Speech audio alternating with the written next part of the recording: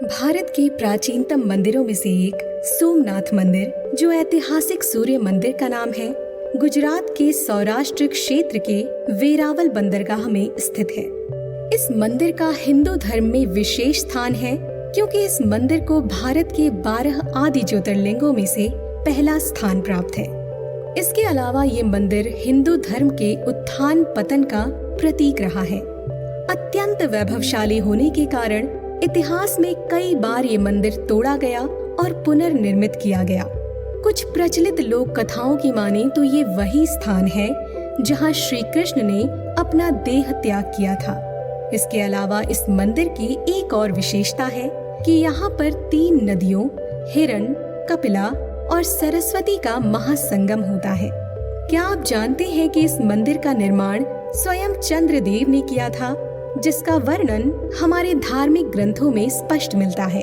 तो चलिए जानते हैं इस मंदिर के निर्माण के पीछे की कथा। नमस्कार, आप देख रहे हैं ज्ञानोहॉलिक। शिव पुराण के श्री कोटि रुद्र संहिता में वर्णित इस कथा के अनुसार प्रजापति दक्ष ने अपनी 27 पुत्रियों का विवाह चंद्रमा के साथ कराया था, लेकिन चंद्रमा अपनी सभी पत्नियों में से रोहिणी को सबसे अधिक प्रेम करते थे। बाकी पत्नियों को इतना महत्व नहीं देते थे, इसलिए बाकी पत्नियां दुखी रहती थीं।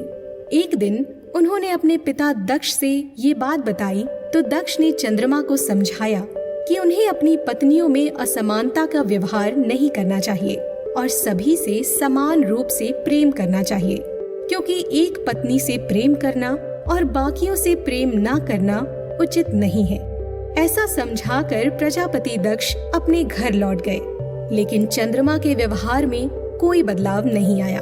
तब एक दिन दक्ष पुत्रियों ने फिर से चंद्रमा के व्यवहार के बारे में अपने पिता से बात की। ये जानकर प्रजापति दक्ष को क्रोध आ गया और उन्होंने चंद्रमा को क्षीण और मलिन होने का श्राप दे दिया, जिसके प्रभाव से चंद्रमा की कांति क्षीण हो गई और वह मलिन हो गया।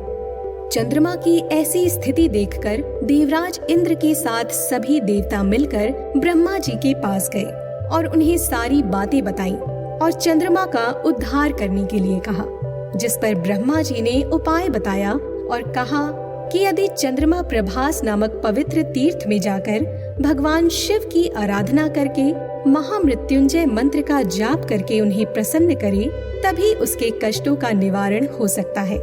इस प्रकार चंद्रदेव ने ब्रह्मा जी के कहे अनुसार प्रभास क्षेत्र में जाकर विधि विधान से त्रिलोकीनाथ भगवान शिव का पूजन किया और आसन पर बैठकर मंत्र का जाप करने लगे।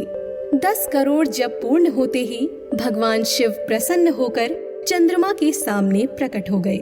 उन्होंने चंद्रमा से मनोवांछित वस्तु मांगने के लिए कहा, तो चंद्रमा ने हाथ जोड़कर अपने आराध्य को प्रणाम किया और बोले, हे भगवान, अगर आप मुझ पर प्रसन्न हैं तो मेरे क्षय रोग को दूर कर दीजिए। शिव जी बोले, हे चंद्रमा, मैं प्रजापति दक्ष के श्राप को समाप्त नहीं कर सकता, लेकिन उसके प्रभाव को कम अवश्य कर सकता हूँ। माह के कृष्ण पक्ष के 15 दिनों में तुम्हारी कलाएं क्षीर्ण होंगी तथा शुक्ल पक्ष के 15 दिनों में तुम्हारी कलाएं बढ़ेंगी। शिव शंभु के आशीर्वाद से चंद्रमा पहले की तरह ही हो गए।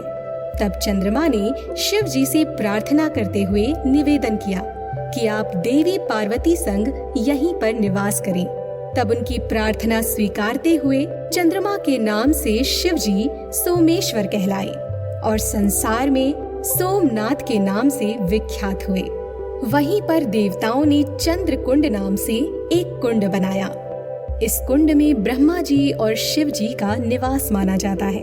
इस कुंड में स्नान करने से सभी पाप छूट जाते हैं। माना जाता है कि 6 महीने तक इस कुंड में स्नान करने से असाध्य रोगों से मुक्ति मिलती है और मनोवांछित फल की प्राप्ति होती है। तो अगर आपको सोमनाथ मंदिर में दर्शन करने का सौभाग्य मिलता है तो इस चंद्र कुंड में स्नान अवश्य कीजिएगा। अगर आपको ये वीडियो अच्छी लगी तो कमेंट में जय सोमेश्वर या जय सोमनाथ लिखना ना भूलें। मिलते हैं अगले वीडियो में। ओम नमः शिवाय।